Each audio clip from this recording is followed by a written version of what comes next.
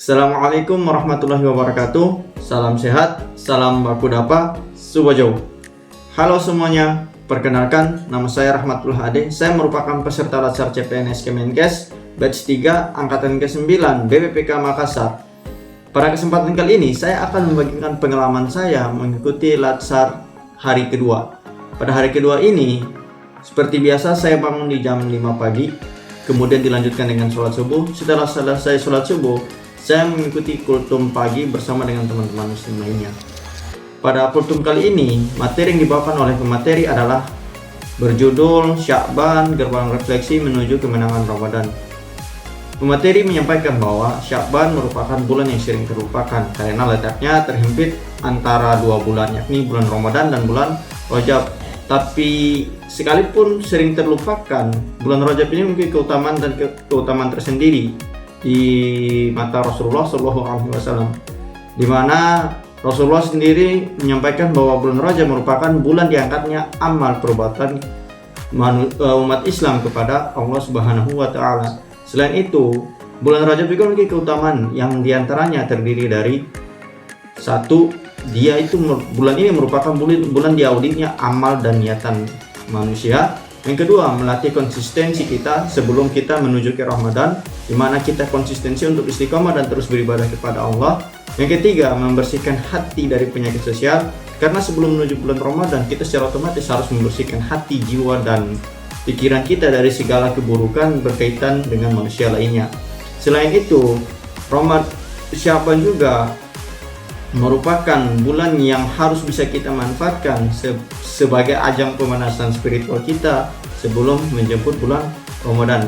Nah, setelah selesai melakukan kultum pagi, saya mandi untuk bersiap-siap berangkat ke kantor untuk melanjutkan latsar secara daring. Nah, di pembelajaran pada hari ini, materi yang kami terima adalah perubahan lingkungan strategis.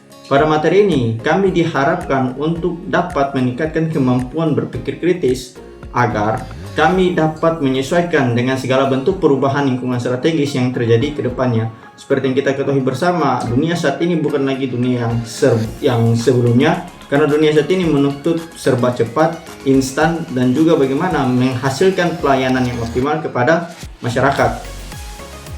Nah, untuk itulah kami sebagai CPNS diharapkan untuk bagaimana bisa melakukan teknik analisis berbagai isu yang hari ini lahir, yang kemudian kita juga diharapkan untuk bisa berpikir secara kontemporer agar setiap isu yang hadir itu tidak dapat mempengaruhi kita secara keseluruhan. Nah, untuk melakukan perubahan lingkungan strategis, tahapan yang harus kita lalui adalah perubahan secara individual, kemudian di dalam lingkungan keluarga, kemudian di dalam satu kelompok masyarakat kecil, kemudian masyarakat secara luas, lalu kemudian global. Lalu ada beberapa persoalan yang harus kita siapkan untuk menghadapi perubahan lingkungan strategis, yakni persiapan yang diantara adalah modal intelektual, modal emosional, modal sosial, modal ketabahan, modal etika dan moral, serta modal kesehatan. Keenam modal tadi itu harus bisa kita siapkan sematang mungkin agar kita siap menghadapi berbagai perubahan yang akan terjadi ke depannya.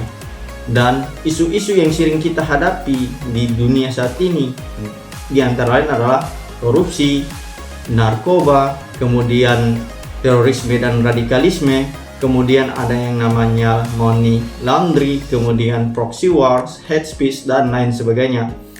Untuk itulah kita sebagai CPNS juga harus mampu untuk menangkal hoax, baik itu hoax dari media massa maupun hoax dari media sosial. Setelah itu, kita juga harus mampu melakukan teknik analisis isu yang baik.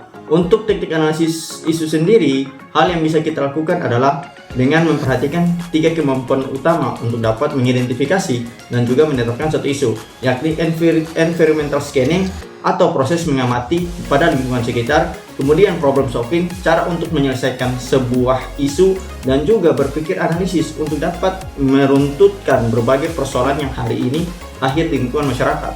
Kemudian ada beberapa teknik lapisan isu. Yang pertama, teknik USG atau urgency, seriousness, dan juga growth. Yang kedua adalah teknik AKPK, yakni aktual, kekalayakan, problematik, dan juga kelayakan. Kemudian ada beberapa teknik analisis isu yang perlu kita ketahui, yakni mind mapping, yang kedua fishbone diagram, yang ketiga analisis SWOT, yang keempat gap analysis. Nah, setelah selesai menerima beberapa materi ini, kami pun diberikan tugas individual maupun kelompok yang wajib untuk kami kerjakan, kemudian kami kumpulkan. Setelah selesai menerima materi dan juga menerima tugas, kami tutup kegiatan pembelajaran pada hari ini dengan doa bersama, dan kegiatan untuk hari ini pun selesai. Sekian sharing pengalaman pembelajaran saya pada pelajar hari kedua. Saya ucapkan terima kasih. Wassalamualaikum warahmatullahi wabarakatuh. Subajau.